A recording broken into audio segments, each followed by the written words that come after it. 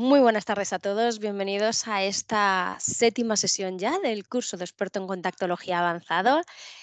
Solo nos queda ya la de la semana que viene. Os recuerdo que la semana que viene pues vamos a ver casos, vamos a ver preguntas, consultas que me habéis ido haciendo, vamos a ver también muchos vídeos. Así que tenéis el email en pantalla. Cualquier duda que tengáis, cualquier caso que no sepáis muy bien qué es lo que ha podido pasar, os animo a que me lo enviéis y así lo podamos compartir todos la semana que viene. Como siempre os digo, tenéis a vuestra disposición el chat, podéis ir haciendo las consultas que os vayan surgiendo a lo largo de la sesión y bueno, pues también, como siempre os digo, muchísimas gracias por estar ahí al otro lado. Cada vez sois más las participantes, más las personas que estáis ahí al otro lado acompañándome en estas sesiones. Así que de verdad, muchísimas, muchísimas gracias por estar ahí. Y sin más, si os parece, como siempre, me voy a quitar la cámara. Comenzamos, que además hoy tenemos una sesión bastante interesante por delante.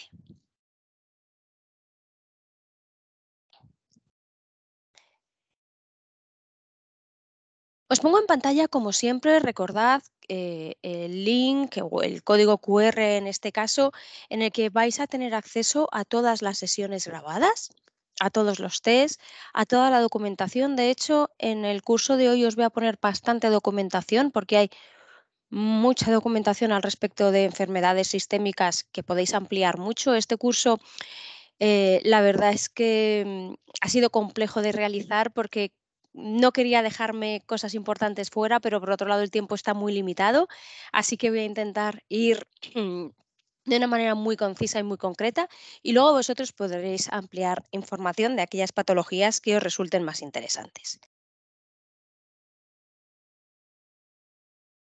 Antes de nada, y para comenzar esta sesión, tenemos que definir, bueno, pues, qué es una enfermedad sistémica con afectación ocular.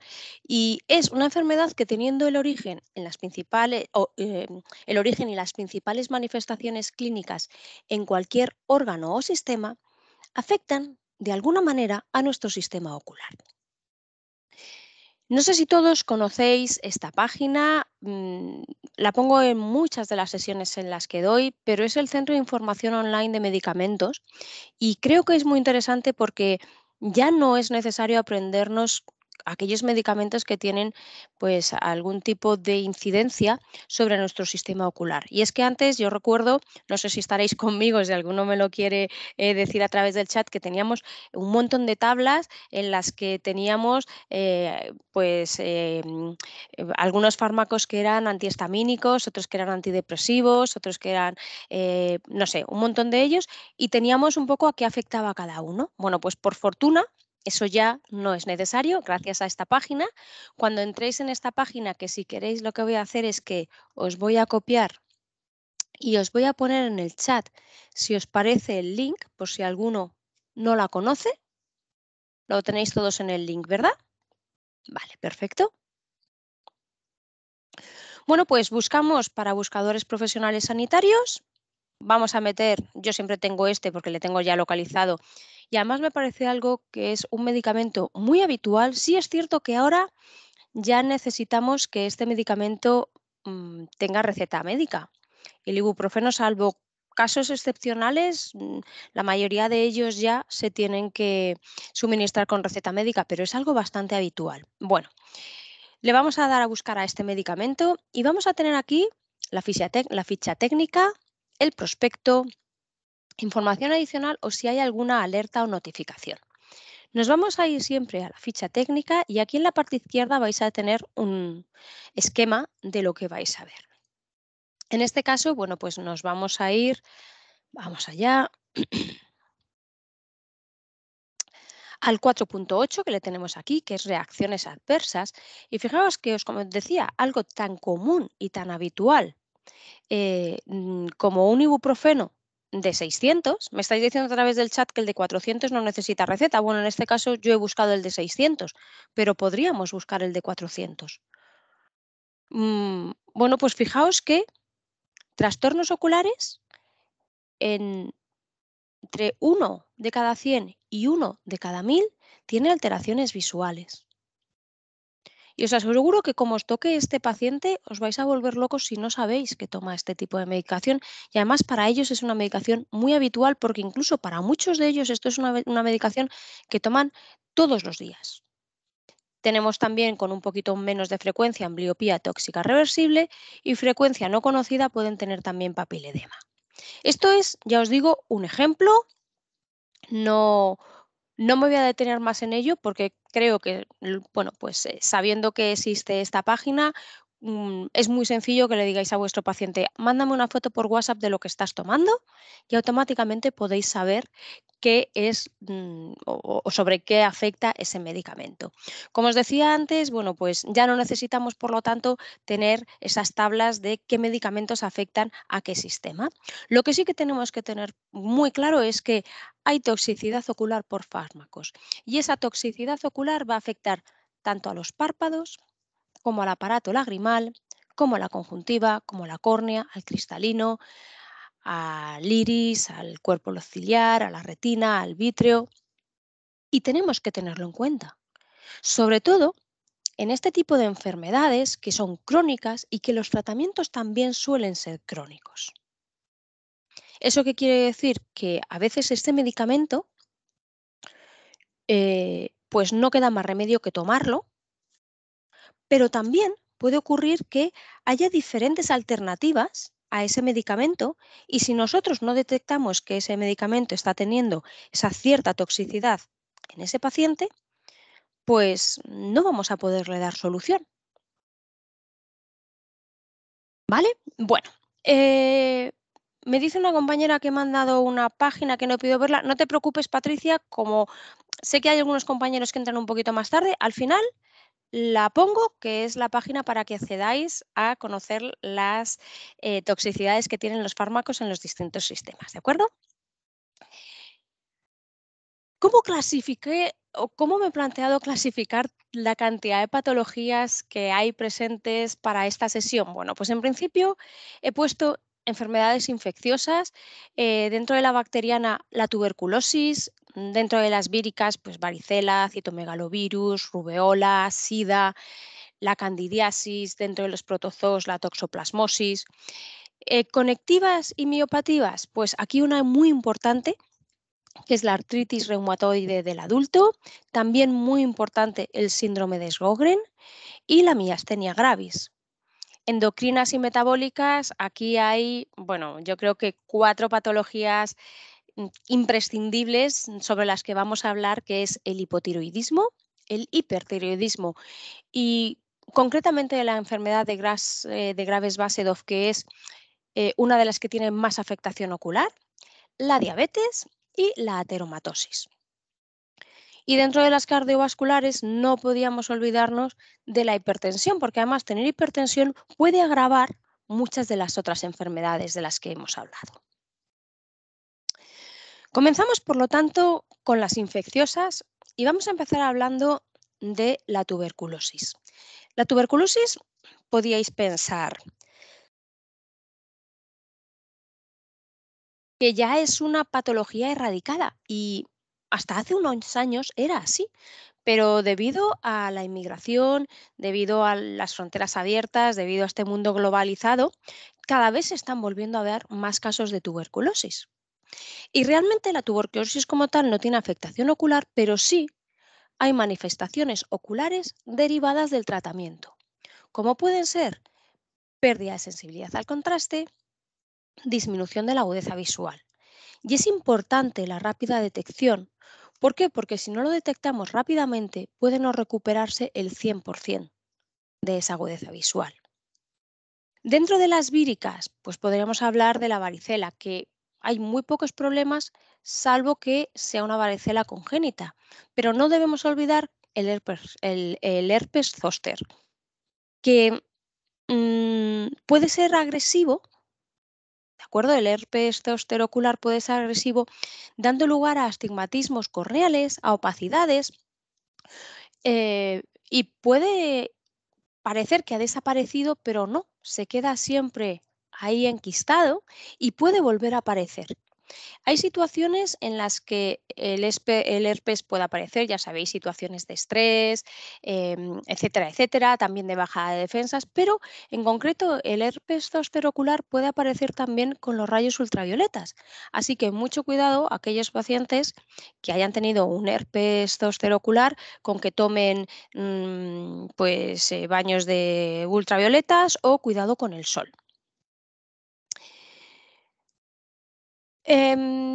Citomegalovirus, bueno, pues ya sabemos que es una infección congénita. La rubeola, si no es a nivel congénito, tampoco es demasiado importante.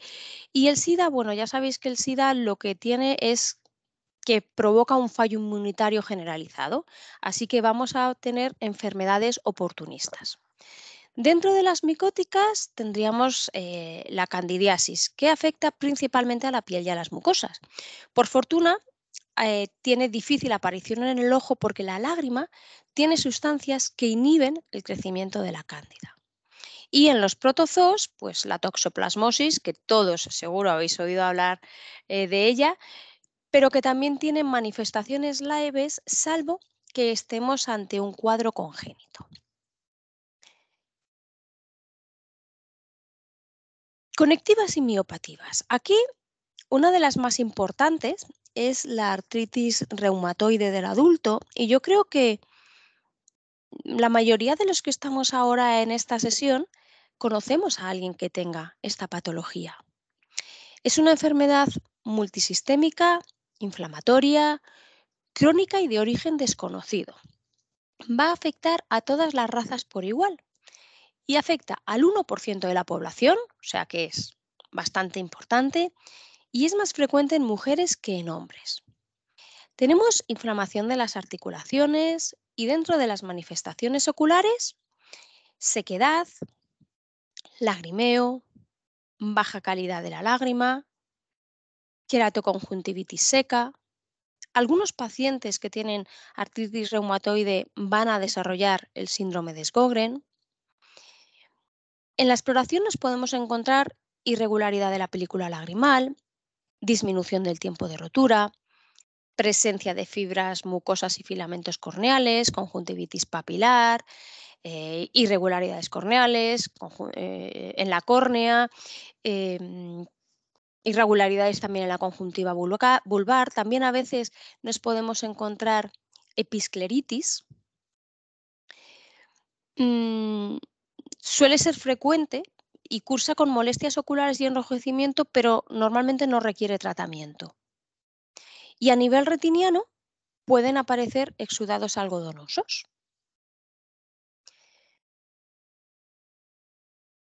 Otra de las patologías que nos podemos encontrar es el síndrome de Sjögren. Y fijaos que tanto la artritis reumatoide como el síndrome de Sjögren, dentro de las manifestaciones oculares, va a ser una disminución de la calidad lagrimal, sequedad. mm, si pensamos en esta situación y lo extrapolamos a los pacientes de lentes de contacto, podemos ver perfectamente la importancia que tiene conocer si un paciente tiene artritis reumatoide, si un paciente tiene síndrome de Sjögren. Claro, el síndrome de Sjögren es una patología autoinmune, crónica, que puede incluir un amplio espectro de manifestaciones porque al final hay una alteración del tejido conectivo y no afecta solo a las secreciones oculares o de la boca, sino que ocurre en diferentes órganos. Afecta a las glándulas excretoras, tanto la lagrimal como la salival, y genera sequedad en las mucosas. En un grado inicial, esas manifestaciones pues, van a ser escozor, sensación de cuerpo extraño, pesadez, picor, moderada inestabilidad de la película lagrimal, disminución del menisco lagrimal. Algunas veces nos podemos encontrar de forma paradójica una crisis de lagrimeo, porque al final hay un aumento del reflejo de la lágrima. Cuando ya estamos en estadios más avanzados, nos encontramos con que la rotura de la lágrima es muy fácil, aparecen abundantes filamentos y detritus, pueden aparecer erosiones corneales y conjuntivales y aparece también, y esto sí que hay que tenerlo muy en cuenta y todavía más en usuarios de lentes de contacto, que puede aparecer una hipoestesia corneal. Y lo vamos a ver muy bien con la tinción de la fluoresceína, así que hay que realizar una exploración de la lámpara de hendidura perfecta, pero aquí siempre y en la medida de lo posible casi sin luz, para evitar la producción lagrimal refleja que puede enmascarar, por ejemplo, la queratoconjuntivitis seca, que es una resecación crónica de la conjuntiva y de la córnea.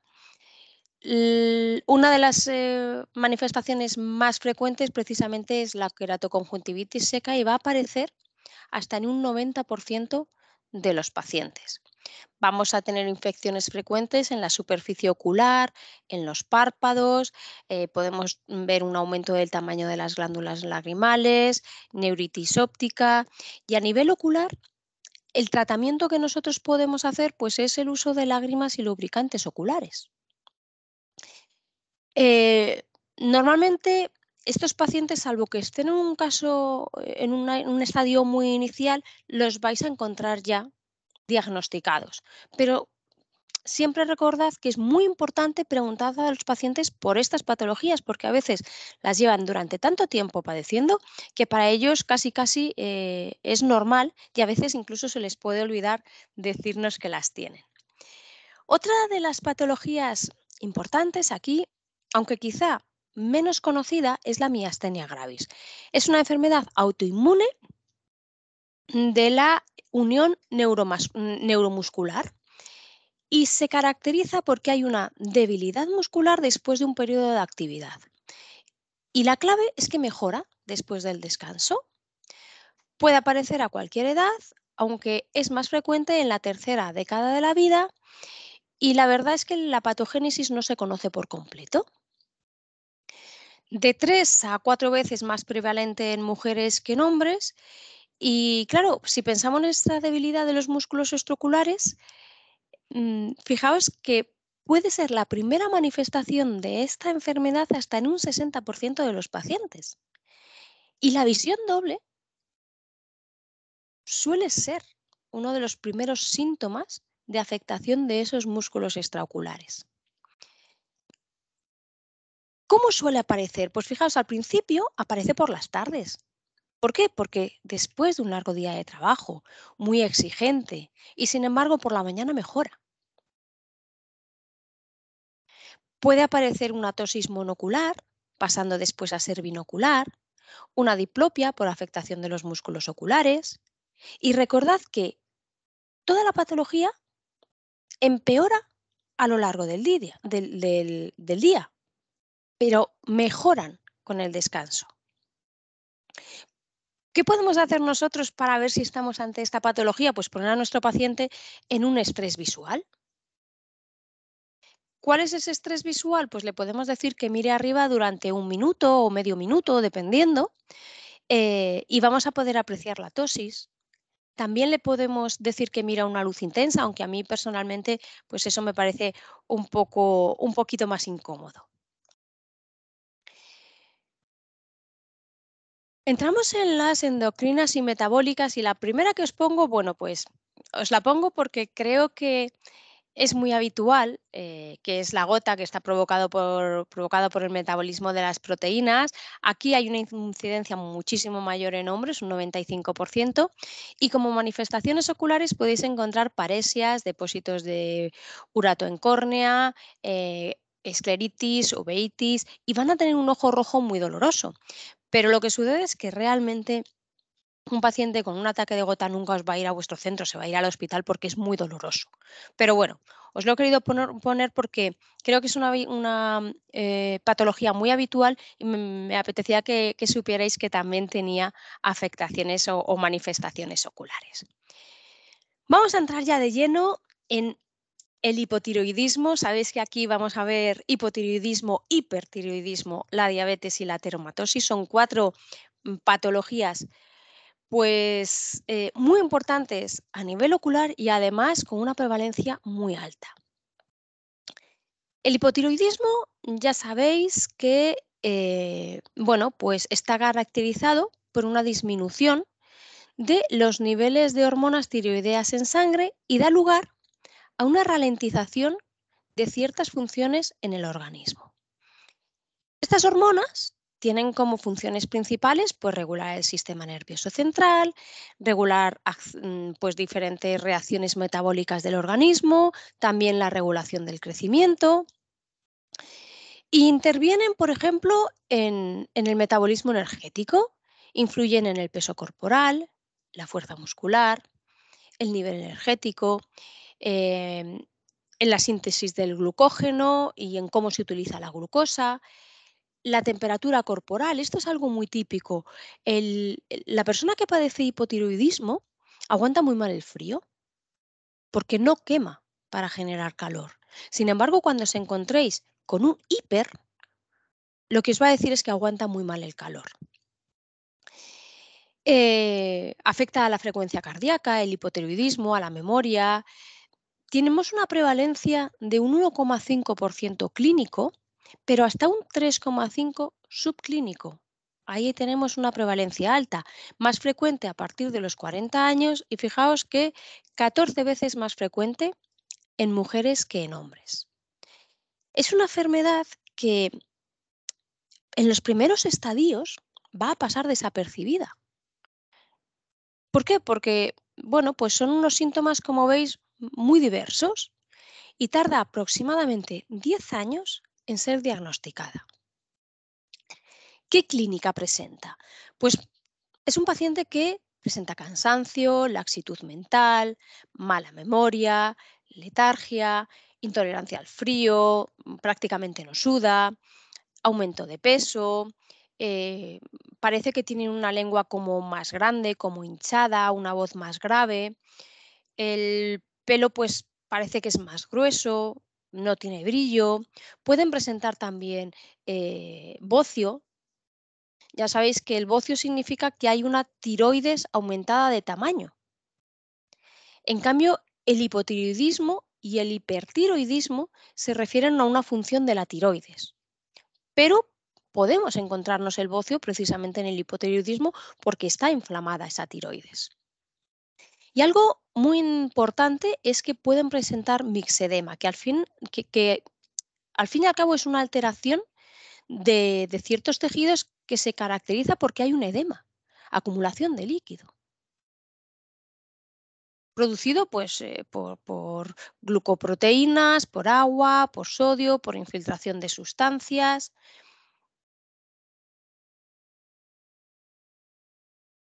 La causa que nos vamos a encontrar más común del hipotiroidismo es la tiroiditis de Hashimoto. Y esta patología da lugar a una destrucción progresiva de la tiroides. Es como, imaginaos que vuestro organismo no reconoce la tiroides. ¿Qué sucede entonces? Pues que se procede a su destrucción por medio de anticuerpos, por medio de nuestro sistema inmune. Esto es lo que hace más o menos la tiroiditis de Hashimoto. Esta infiltración mixedematosa, el mixedema que os decía antes, a nivel de los músculos oculares, y puesto que es una inflamación, puede dar lugar a diplopia, puede dar lugar a una insuficiencia de convergencia, a fatiga ocular, dificultad en los movimientos oculares. Fijaos que al final esa infiltración pues, puede afectar a esos músculos extraoculares y durante tiempo los pacientes se os pueden quejar que no ven bien de cerca, que se cansan, presentan un ojo rojo. También van a tener un aspecto de ojos entrecerrados, su aspecto somnoliento cuando el mixedema es a nivel pues palpebral o periorbitario. Tosis también, si tenemos ese mixedema a nivel de los párpados. Podemos encontrarnos cambios refractivos. ¿Por qué? Pues porque esa inflamación puede deformar el globo ocular y aparecen a veces astigmatismos bruscos. Aumento de la incidencia de glaucoma crónico simple debido también a esa presión de los tejidos edematosos. Como tratamiento, bueno, pues el tratamiento es evidente y son hormonas exógenas sustitutorias, pero hay que tener presente que la necesidad de estas hormonas disminuyen con la edad porque hay una diferente metabolización de la misma. Entonces, eh, tenemos que tener mucho cuidado porque aunque tengamos un paciente que el año anterior nos diga que tiene la tiroides controlada, puede ser que este año esté descontrolada. Si suministramos más hormonas de las necesarias, ¿qué va a pasar? Que al final el cuerpo no es capaz de sintetizarlas y podemos pasar de una hipo a una hiper, aunque estemos tomando la misma cantidad de hormonas. Así que es muy importante que nuestros pacientes nos digan que lo tienen completamente controlado y que además se hacen pruebas regularmente. Vamos ahora con el lado opuesto. Acabamos de ver el hipotiroidismo, vamos a hablar del hipertiroidismo. Implica que hay un exceso de hormonas tiroideas, normalmente debido a una alteración de la glándula tiroidea. Tiene una prevalencia aproximadamente del 1% de la población y también es más frecuente en mujeres entre los 30 y los 40 años. Los primeros síntomas que nos vamos a encontrar en los ojos son leves y podemos encontrarnos pacientes que nos remiten sequedad, enrojecimiento, hinchazón de los párpados, incapacidad para usar las lentes de contacto. Aquí aparece de manera específica las lentes de contacto. Son pacientes cuyos síntomas suelen empeorar por la noche y bajo ciertas condiciones, como pueden ser el aire acondicionado, la calefacción, los días de viento. La inflamación y el edema pueden afectar a la órbita y pueden producir esa retracción de los párpados, aumentando la apertura y desplazando el ojo hacia afuera, dando esa apariencia de pacientes como que están asustados, de mirada de espanto. Cuando los músculos del ojo se inflaman, aunque realmente no haya un exoftalmo como tal, bueno, pues pueden perder una cierta movilidad y esa motilidad disminuida puede resultar en una visión doble y en un estrabismo. Si ya tenemos unas comprensiones mayores, en los casos más graves, pues podemos tener problemas en el nervio óptico. Dentro del hipertiroidismo mm, hay una patología importante que es la enfermedad de Graves Basedow y puede aparecer en cualquier edad, pero es más frecuente entre los 40 y los 50 años, con una prevalencia del 2% y también es más frecuente en el sexo femenino. Algo muy importante de los pacientes que tienen esta patología es que hasta el 30% de ellos tienen antecedentes familiares que han tenido esta enfermedad. Actualmente se piensa que es una enfermedad autoinmune que cursa en crisis y que da lugar a inflamaciones en distintas partes del cuerpo. Hay tres manifestaciones clínicas, que es la tirotoxicosis, que bueno, esta es una inflamación de la tiroides directamente, lo que hace que se aumente la producción de la T4, ¿de acuerdo? Que estimula a su vez la producción de adrenalina, es decir, hay un aumento de hormonas tiroideas, específicamente la T4, que aumenta la producción de adrenalina y da lugar a la oftalmopatía no infiltrativa, que se debe, como os decía, a ese aumento de la adrenalina. Después tenemos la manifestación de una oftalmopatía infiltrativa que se debe a la inflamación de la grasa retroocular. Y aquí no influye para nada la tiroides. Y luego tenemos el mixedema pretibial, que también es una inflamación de la grasa a nivel de la tibia, que a nosotros, pues bueno, nos importa poco. Pero fijaos que al tener estas tres manifestaciones clínicas, tenemos que tener en cuenta que extirpar la tiroides puede ser que solucione la tirotoxicosis, pero no tiene por qué solucionar la oftalmopatía infiltrativa. o el mixedema pretibial.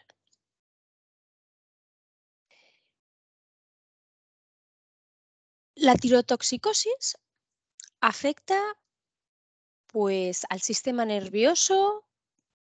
Son pacientes que son muy nerviosos, que tienen estos pacientes que son emocionalmente muy inestables, que tienen las emociones a flor de piel, que pasan del llanto al enfado muy rápidamente y después a la alegría.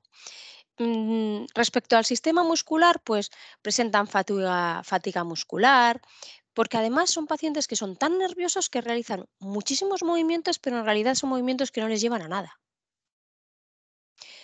En el sistema circulatorio tenemos taquicardia en el 100% de los casos, alteraciones en los ritmos intestinales, intolerancia al calor, la piel fina, el cabello en este caso es fino, las uñas blandas, quebradizas.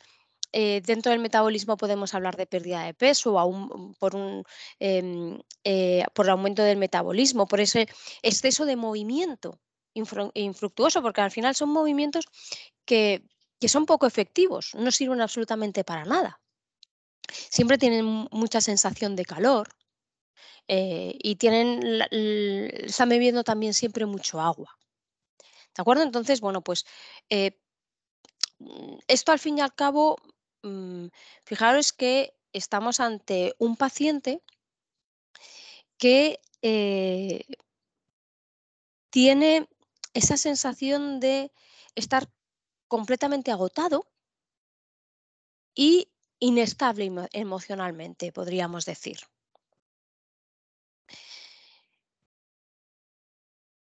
Como os he dicho antes, la tiroxicosis da lugar a una oftalmopatía no infiltrativa en la que, bueno, pues encontramos una retracción del párpado, es siempre bilateral.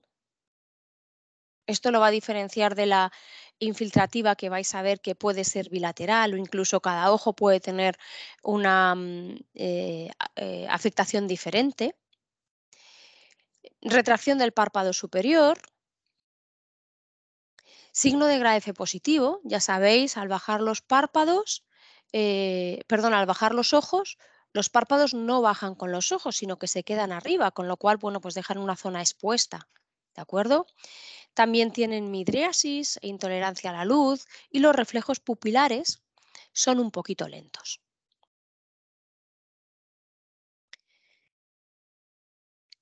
La otra presentación de la enfermedad de grave Basedow, os decía que aparte de la tibia, que es la que no nos importa, estamos hablando de la oftalmopatía infiltrativa.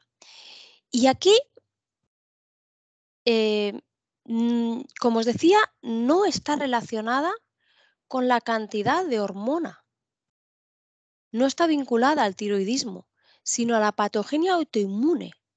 Se debe a alteraciones inmunológicas y consiste en la infiltración y engrosamiento del tejido que hay detrás de la órbita, afectando a la musculatura ocular. Por eso os decía que en este caso la afectación ocular puede ser desigual de un ojo a otro, incluso puede ser unilateral. Puede dar lugar a una neuropatía óptica compresiva.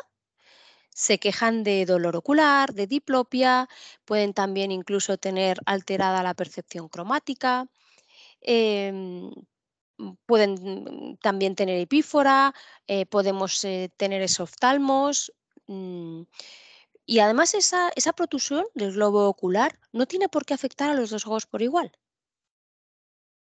Depende de cómo esté afectada ese tejido de cada uno de los globos oculares. Puede conllevar también, por lo tanto, estrabismo, visión doble. Hay una imposibilidad de cerrar los ojos. Por mucho que ellos quieren apretar, no son capaces de cerrar los párpados y esto da lugar a una irritación de la conjuntiva, a una sequedad mayor. Hay una debilidad también de la convergencia, por lo tanto nos podemos encontrar en estos pacientes una insuficiencia de convergencia. Em, Aparece el signo de Moebius. Yo no sé si recordáis cuál es el signo de Moebius, os podía haber puesto un vídeo, em, que es una falta de convergencia al mirar un objeto que se está acercando. ¿Recordáis que cuando nosotros nos acercamos a un objeto, pues los ojos tienden a converger? Pero en estos pacientes que tienen el signo de Moebius, en vez de converger, llega a un punto a partir del cual el ojo, y como movido por un resorte, se dirige hacia afuera. Podéis buscar este signo en Internet, en Google, y vais a encontrar un montón de vídeos. ¿Qué más os podéis encontrar?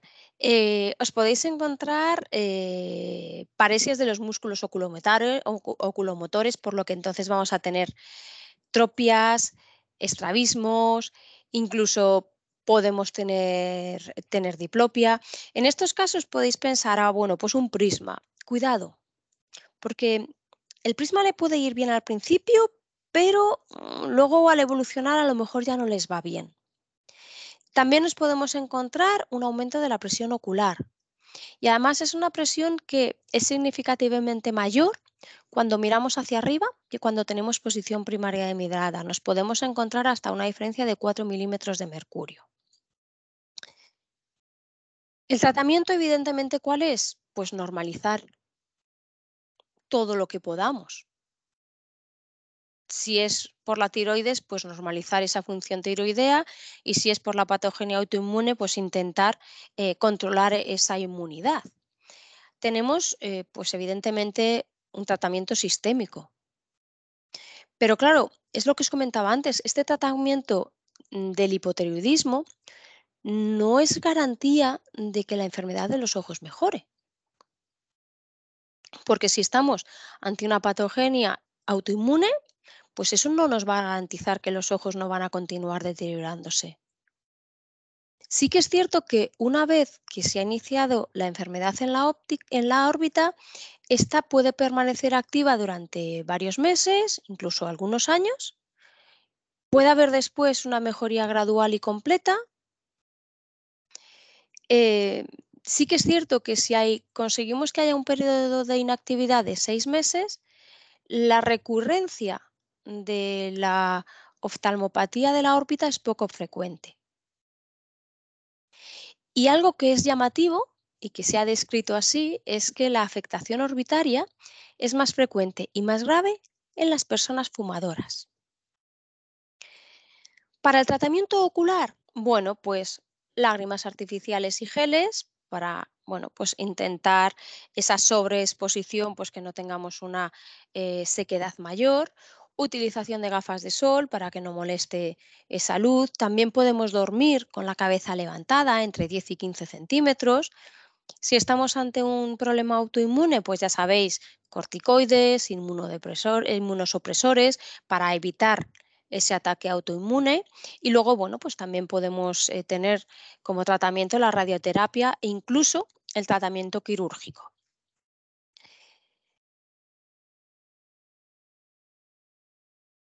Nos metemos ahora con una de las patologías que yo creo que todos conocemos mejor, eh, que es la diabetes. No sé cómo vais, no me estáis haciendo ninguna pregunta a través del chat. Hoy sé que la sesión es intensa, hay mucho que decir y no me quiero dejar nada sin hacerlo, pero si tenéis cualquier pregunta podéis ir haciéndomela a través del chat, ya lo sabéis. Y bueno, pues como os decía, vamos a continuar con la diabetes. Em, Quizá una de las patologías que siempre tenemos en mente y que ya nunca se nos olvida preguntar a nuestros pacientes, o si sospechamos nosotros mismos, le preguntamos a él o a sus familiares, y es la diabetes. La diabetes es un trastorno crónico que afecta al metabolismo de las proteínas y a las grasas en dos sentidos. Uno, porque afecta a la producción de insulina, y otro porque tenemos una resistencia periférica a esa acción de la insulina.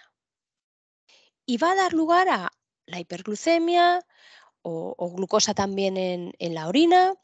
Es un trastorno crónico y evolutivo del metabolismo de los hidratos de carbono. capaz de producir alteraciones metabólicas bastante graves y también complicaciones vasculares. Afecta a más de 347 millones de diabéticos en el mundo y es la causa más frecuente de ceguera entre los 20 y los 60 años. El 50% de los pacientes, fijaros, padece la enfermedad durante mucho tiempo antes de que se le diagnostiquen. Y cuando se les diagnostica, ya el 20% de ellos presentan ciertas complicaciones.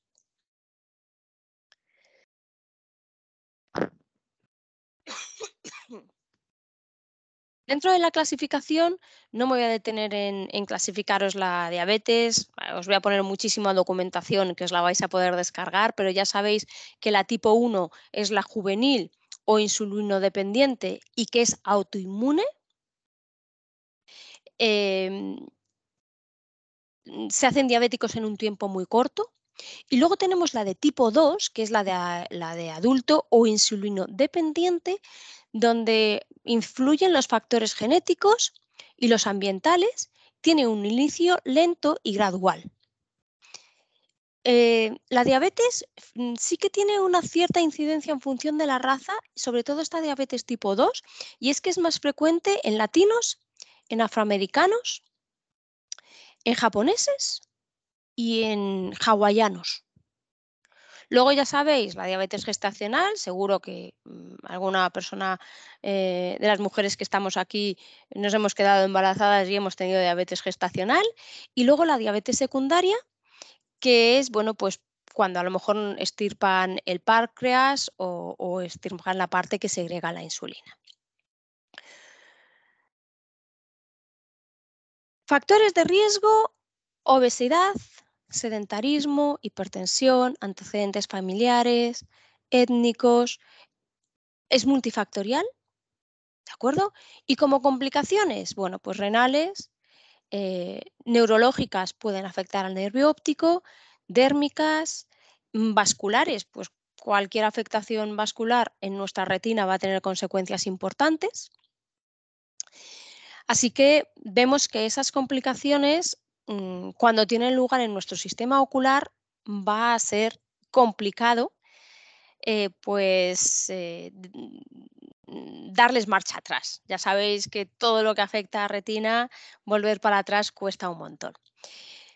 Esta diapositiva os la pongo porque siempre me preguntáis a estos niveles de hipoglucemia, de normoglucemia, de hiperglucemia. Entonces, os la he puesto aquí, ¿de acuerdo? Y tenéis que recordar siempre que hay que medir antes de comer y después de comer para tener esos valores, ¿de acuerdo? Simplemente os lo pongo en pantalla por si alguno tenía curiosidad y lo quiere tener ahí en mente. Bueno, vamos a ver las manifestaciones oculares, ¿de acuerdo? Las manifestaciones oculares os las he dividido en no retinianas y en retinianas. Dentro de las no retinianas vamos a ver los párpados. Podemos tener xantelasmas, que son asintomáticos, orzuelos, inhalación, además de repetición, son repetitivos.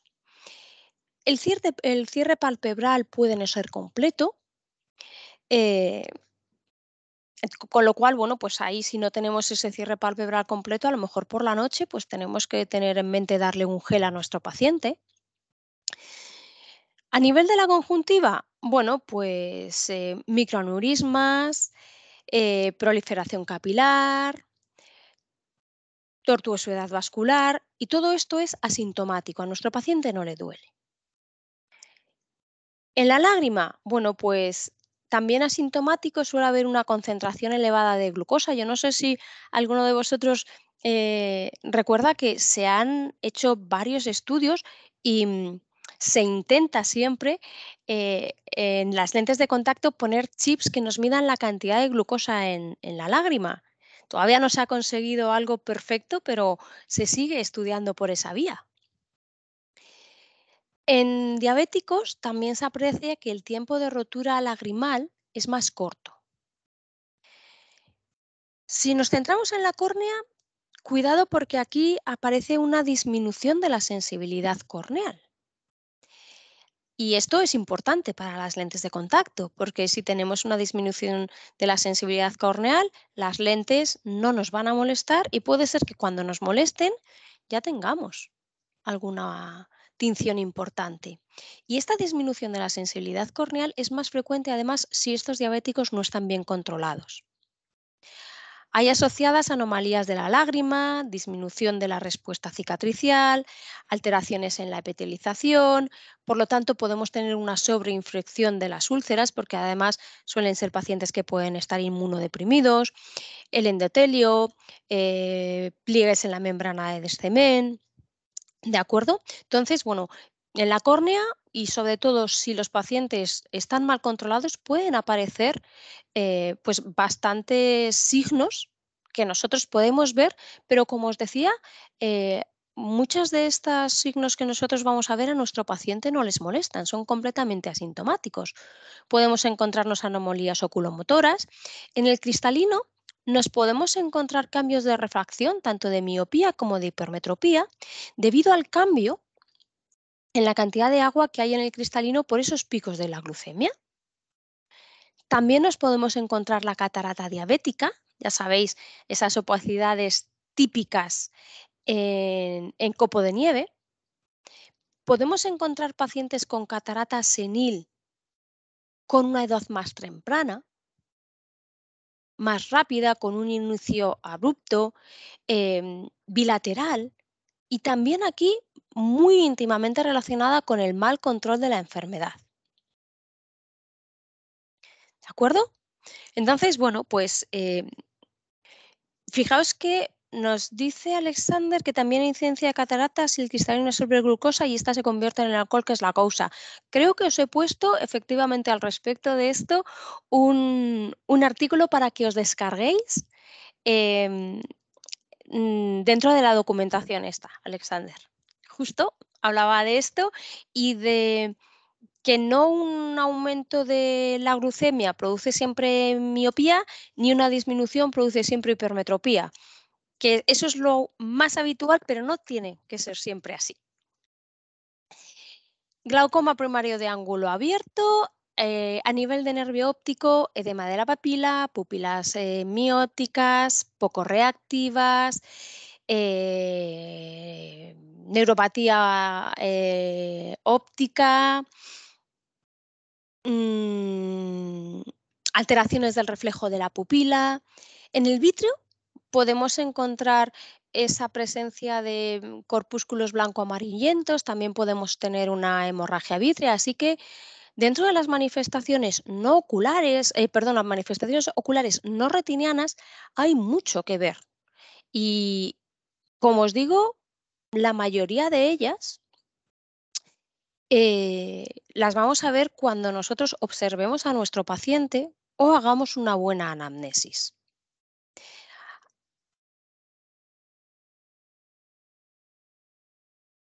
La magnitud de las complicaciones oculares en el diabético siempre van a ser menores, y esto es algo que tenemos que tener en mente y tenemos que transmitir a nuestros pacientes si existe un buen control metabólico. Lo mismo sucede en los pacientes que hacen un buen uso de sus lentes de contacto. Así que si aunamos ambas condiciones, el uso de lentes de contacto no tiene por qué ser una contraindicación absoluta en los pacientes diabéticos. Pero ojo, tenemos que tener un control mayor sobre estos pacientes. Un factor muy importante, además, que también tenemos que tener en cuenta con los diabéticos es que su error refractivo puede variar. ¿De acuerdo? Puede variar cuando sus niveles de glucosa en sangre son inestables o existe un edema retiniano.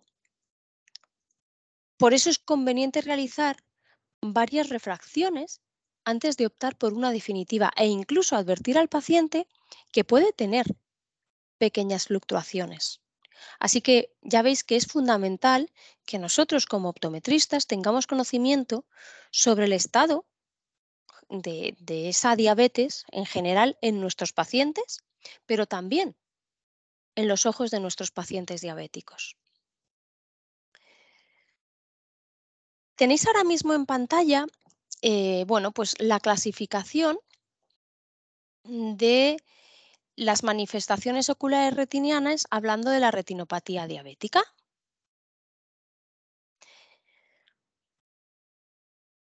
Hay factores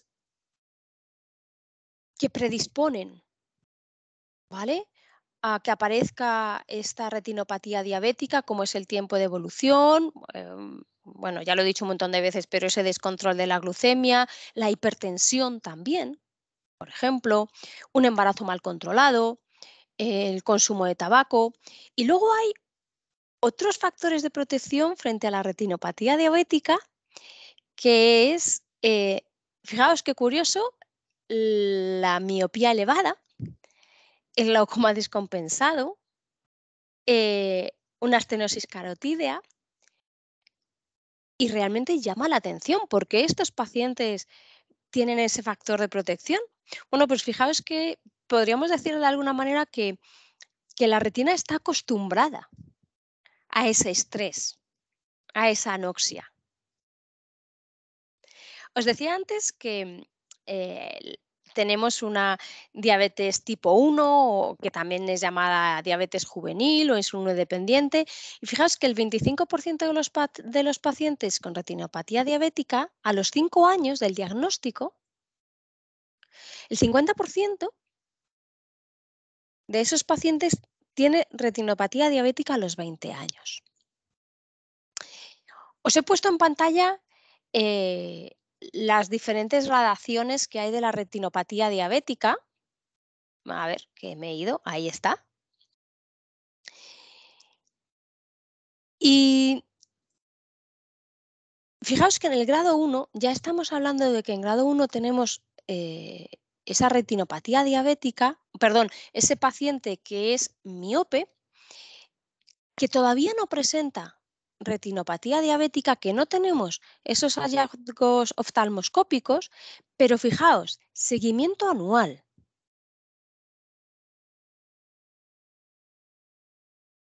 Ya un paciente diabético es que todos los años se tendría que hacer un fondo de ojo.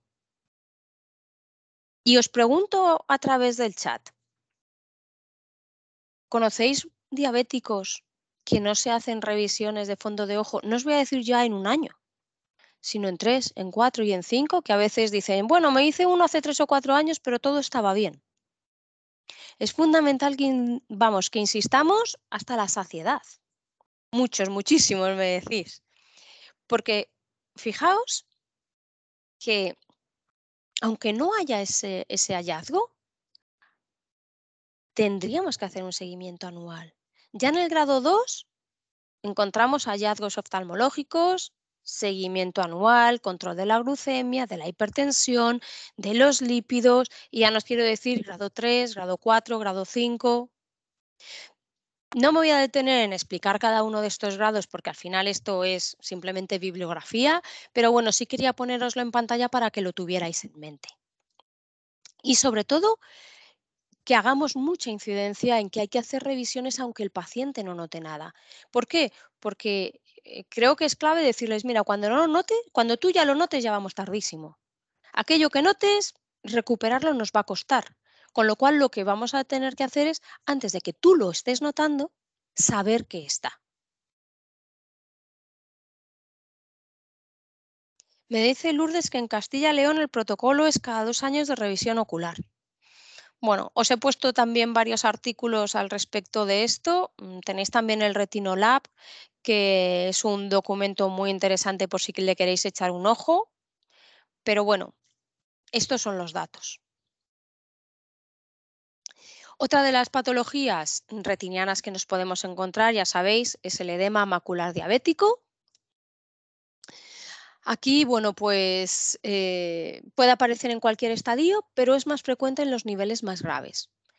Y es la causa más frecuente de la disminución de la visión en la retinopatía diabética, ¿de acuerdo? No proliferativa.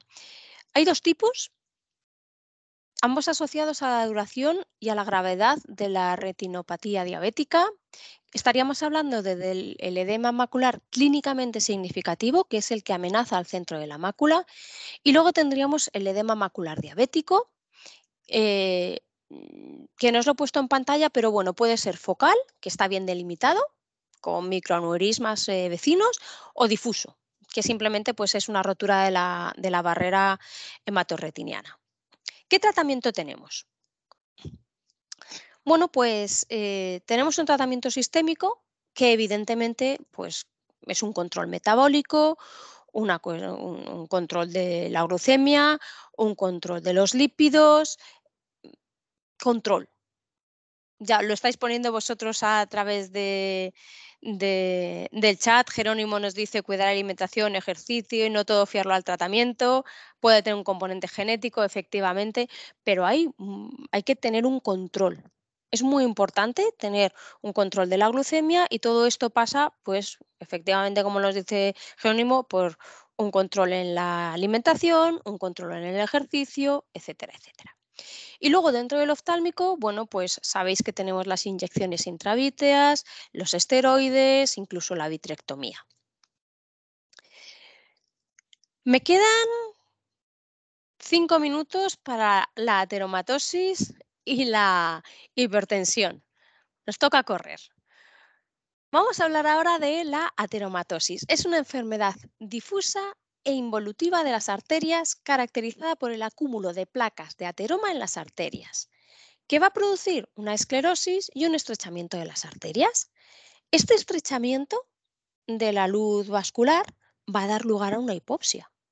¿Por qué decimos que es involutiva? Porque puede darse en cualquier arteria y una vez que aparece ya no se puede eliminar. Ya no hay marcha atrás. ¿De acuerdo? La causa primaria es desconocida. Hay ciertos factores de riesgo. Evidentemente, si pensamos en placas en las arterias, pues el colesterol, la obesidad, el sedentarismo, el estrés, el tabaco, eh, y luego hay factores que lo agravan, como puede ser la hipertensión arterial o la diabetes. ¿Veis que parece que todas este tipo de patologías están interrelacionadas? La edad, más habitual entre los 50 y los 70 años. Y en cuanto a la prevalencia, un 3:1 mayor para el hombre, pero una vez que se llega a la menopausia, se equiparan ambos sexos, tanto el hombre como la mujer. Y luego tenemos también algo, es una patología hereditaria que es la hipercolesterolemia. Dentro de la clínica, bueno, pues asintomática hasta que aparecen las complicaciones. Esta es uno de los mayores problemas que nos solemos encontrar siempre, que como no duele, pues cuando aparecen es que ya vamos muy tarde. Y depende evidentemente de la gravedad y de la localización de las lesiones ateromatosas que causen hipopsia, que sea más o menos grave. No va a ser lo mismo que la placa esté en la arteria central de la retina a que esté, por ejemplo, en otra arteria. Hay una disminución de la agudeza visual, hay una hipercolesterolemia, hay retinopatía. Bueno, antes de entrar en eso, os había puesto en pantalla em, cuál es la evolución de la aterosclerosis. Simplemente lo que tenéis que pensar es que hay un acúmulo de materia grasa que se va depositando en la pared vascular, cada vez va haciendo más estrecha esa arteria, cada vez pasa menos cantidad de sangre y además si tenemos la mala suerte de que tenemos un pequeño coágulo y pasa por ahí, pues se puede bloquear la arteria. Como os decía, manifestaciones oculares, disminución de la agudeza visual. eh, Con la hipercolesterolemia podemos encontrarnos ese anillo corneal, podemos encontrarnos también xantelasmas, podemos encontrarnos xantomas, que ya sabéis que es acumulación de lípidos. Si los xantelasmas es en los párpados, pues los xantomas es en cualquier otra parte del cuerpo. Puede ser, por ejemplo, habitual en las rodillas, en los codos. Eh, Hay una retinopatía aterosclerosa típica en la que nos vamos a encontrar envainamiento en cordón, cruces patológicos, vasos de aspecto blanquecino, nos podemos encontrar pequeñas hemorragias. Como os decía antes, la evolución a largo plazo da lugar a esa hipopsia, a edemas, a hemorragias, con lo cual, bueno, pues tenemos una posible degeneración macular o posibilidades también de una atrofia óptica. Y ya no os quiero decir nada, pues si tenemos una obstrucción de la arteria central de la retina. Al final, fijaos que lo que hace esta patología es que en principio tenemos pues unas placas de ateromas dentro de las arterias. Esto hace que se genere una hipertensión y claro, al final tenemos un endurecimiento de esas arterias. Me quedan la enfermedad cardiovascular, la hipertensión. Creo que es, bueno, una de las que mayor prevalencia tiene. Se caracteriza por una elevación crónica de la tensión arterial, tanto de la sistólica como de la diastólica, las dos juntas por separadas, y en España el 35% de los adultos y hasta el 60% en mayores de 60 años, y estos son datos del 2005, seguro que ahora pues, los datos son todavía casi me atrevería a decir mayores. Y bueno, pues esa prevalencia tan alta hace que sea una patología muy extendida y dentro de lo que podemos decir la etiología de por qué aparece, tenemos una primaria o idiopática que es completamente desconocida y es la más habitual y no se sabe muy bien por qué aparece, pero luego también tenemos otra que es secundaria a otras patologías. Lo que sí que tenemos claro es que hay marcadores de riesgo. La edad avanzada. Los hombres, aunque luego las mujeres se equiparan después de la menopausia. La herencia, la raza, por ejemplo, las personas de raza negra tienen más hipertensión. Luego tenemos otros factores de riesgo. Obesidad, sedentarismo, estrés, ambientes psicosociales adversos, por ejemplo, en las mujeres maltratadas se ve hipertensión, el tabaquismo, porque bueno, pues el tabaco al final produce una vasoconstricción, disminuye el diámetro de nuestros vasos sanguíneos. Y luego, como dudoso, ahí tendríamos la ingesta del café y de la sal. Lo que sí que tenemos claro es que la hipertensión agrava el pronóstico tanto de la diabetes como de la hipercolesterolemia. La hipertensión por sí sola, fijaos, contribuye a aumentar un 35, un 35 no, un 31% de las cardiopatías y un 65% de las posibilidades de un accidente cerebrovascular.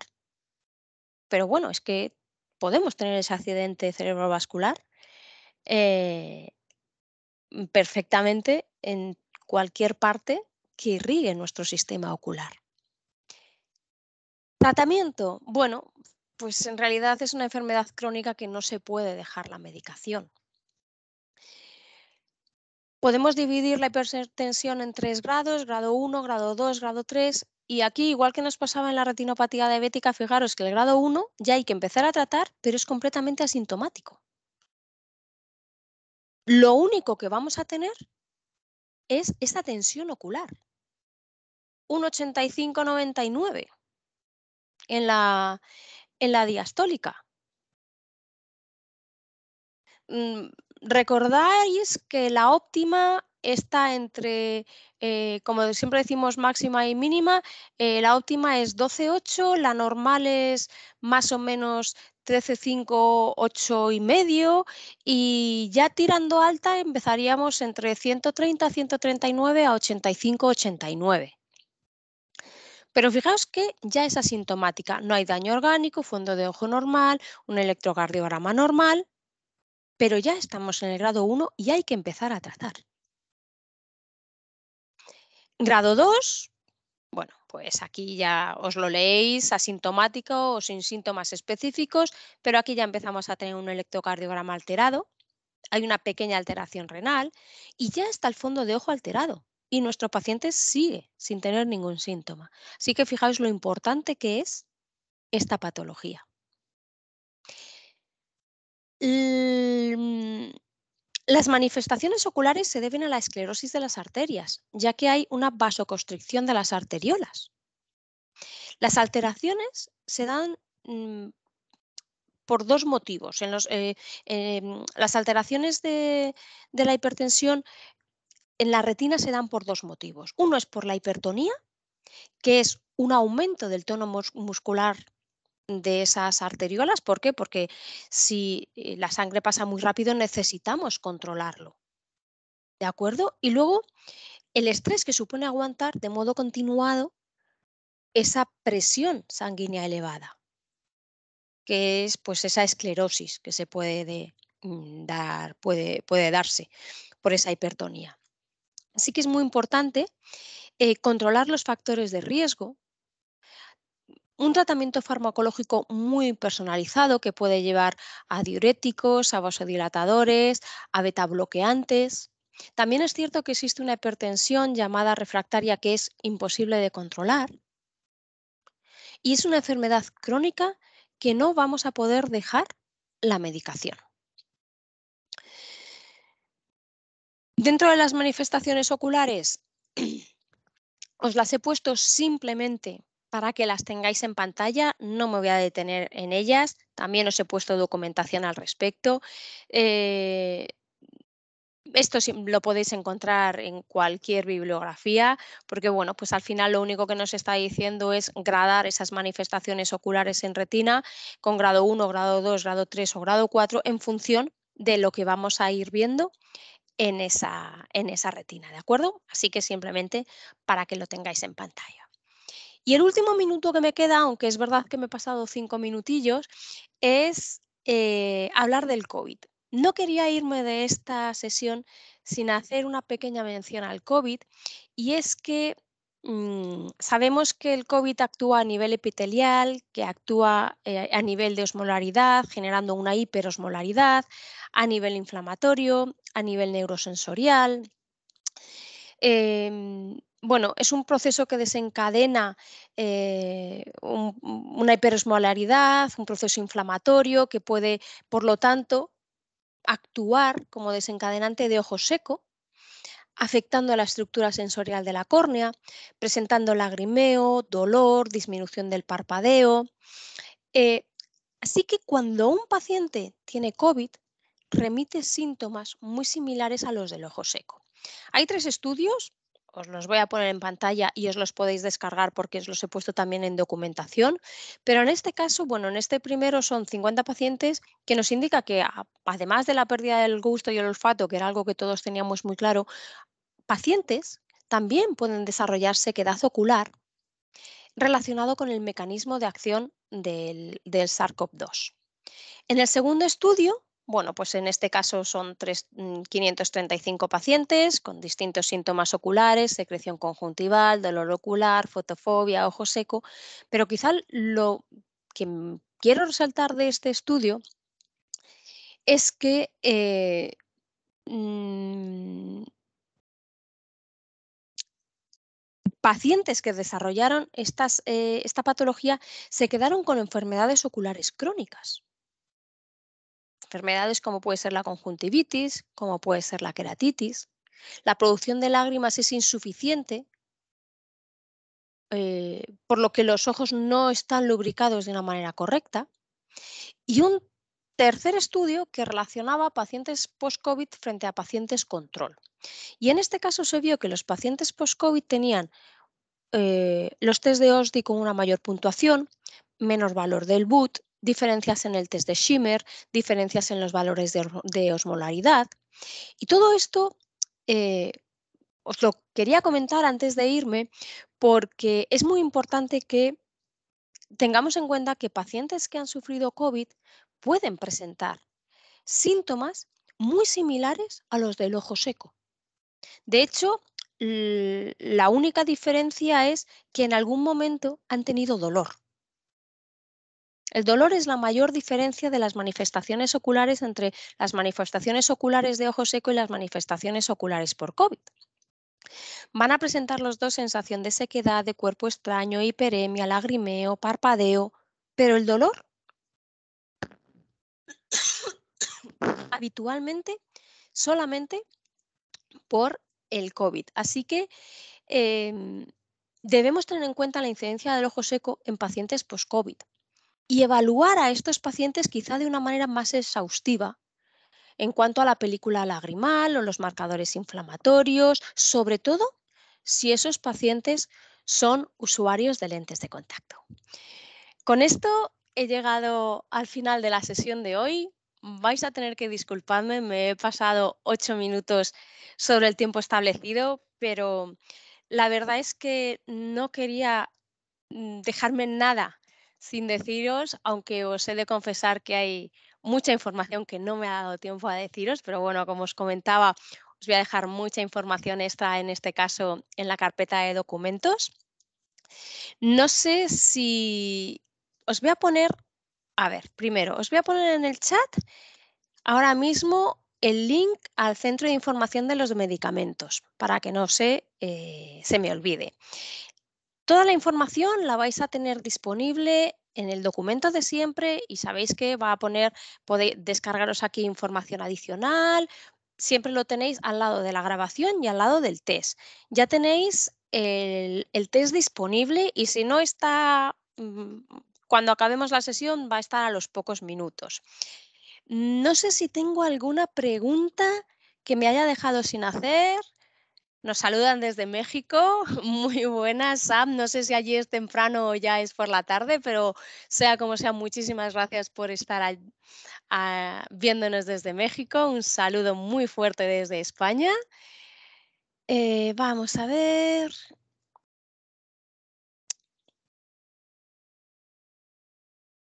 Vale. eh,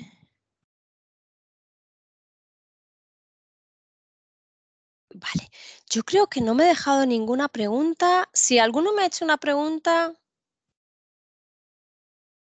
Vale, aquí tengo una pregunta que no he contestado. En el hipertiroidismo, cuando se produce diplopia o estrabismo, ¿suele ser endo, exo, desviaciones verticales o no suele ser un patrón? A ver, todo depende de si es por la patología de la inflamación de la grasa ocular. Si es una inflamación de la grasa ocular, la verdad es que no he encontrado nada que me indique cuál puede ser la más habitual. Sí que hay esa disminución de la convergencia. No obstante, bueno, no me pones el nombre, pero no obstante, voy a buscarlo con un poco más de insistencia justamente esta pregunta y si encontrar alguna información al respecto, os pongo la documentación o el artículo que encuentre o la bibliografía en la carpeta, ¿de acuerdo? Vale. Bueno, pues yo creo que no me he dejado ninguna pregunta. Vigilancia como prevención, eso les digo yo.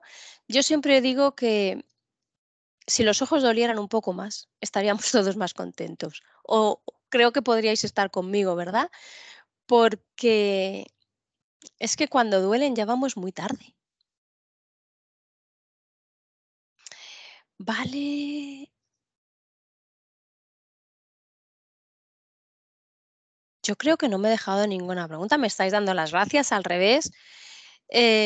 Con todo esto, ¿cuándo nos presentamos? Muy buena, Enrique, esa me ha gustado. Creo que tendríamos que estudiar muchísimo más para presentarnos al MIR, pero bueno. Mm, mm, mm. Vale. Nada, me estáis dando las gracias al revés. Muchísimas gracias a vosotros por estar ahí. El edema macular, ¿qué cambio de refractivo da? Pues normalmente el edema macular da una disminución de la miopía. Y es que pensad que el edema macular no es otra cosa que em, una inflamación de tal manera que se adelanta la retina, con lo cual os puede dar una disminución de la miopía. Si tenéis un paciente diabético con una disminución de la miopía y esas dos cosas ya os tendrían que hacer sospechar, pero si encima tiene una glucemia mal controlada, hay que hacerle una retino sí o sí. Vale, los documentos, ¿dónde los descargamos? A ver, voy a hacer una cosa. A todos aquellos que me lo habéis preguntado, si podéis esperar 5 segundos, Os pongo el enlace directamente en el chat, porque hoy esta vez no lo he copiado, otras veces sí que es verdad que os los copio, pero bueno, como creo que tengo la imagen al principio, accedo a ella y os lo copio. A ver, sí, aquí está. Este es el documento compartido. Omitir comprobación.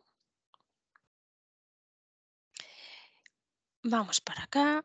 Bueno, veis que aquí pinche acceder aquí para los documentos compartidos. Aquí es donde vais a encontrar los documentos compartidos siempre. Os voy a copiar este enlace en el chat.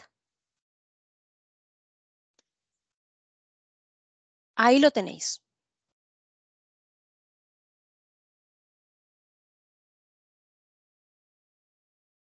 Bueno, pues ahora sí que creo que ya no me he dejado ninguna pregunta por responder. De verdad, muchísimas, muchísimas gracias por pasar este ratito conmigo. Para mí es un placer ver que cada vez sois más los que asistís a estas sesiones formativas que os proponemos desde Markenow. Intentamos tratar todo tipo de temas. Hoy nos hemos quizá alejado un poquito más de lo habitual, pero creo realmente que es interesante que no se nos olvide que al final nuestros pacientes no solo son ojos, sino que son personas y que cualquier cosa que afecte a cualquier parte del cuerpo puede tener incidencia en nuestro sistema visual.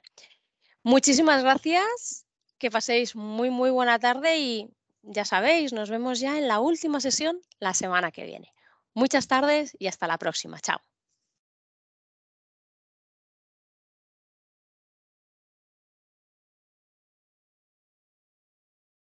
Antes de irme, casi, casi no te la leo.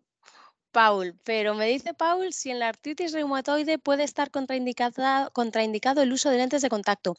En la artritis reumatoide recuerda que hemos dicho que puede haber alteración de la película lagrimal. Así que contraindicado como tal no tendría por qué, pero sí que son pacientes que yo te recomiendo que tengas unas revisiones mucho más cercanas en el tiempo y que si ves la más mínima alteración de la película lagrimal, sin ningún tipo de problema, que le pongas lágrimas artificiales. Contraindicado por la patología como tal, no, pero sí que como esa patología puede afectar a la lágrima, en ese caso sí que tendríamos que tener mucho cuidado con el uso de lentes de contacto y sobre todo cuidado con los materiales, que las lentes no estén deshidratadas y que no le produzcan tinciones a nuestro paciente. ¿Vale? Casi no te la contesto, la he visto en el último segundo, pero ahí está. Lo dicho, nos vemos la semana que viene, que paséis muy, muy buena tarde y hasta la semana que viene.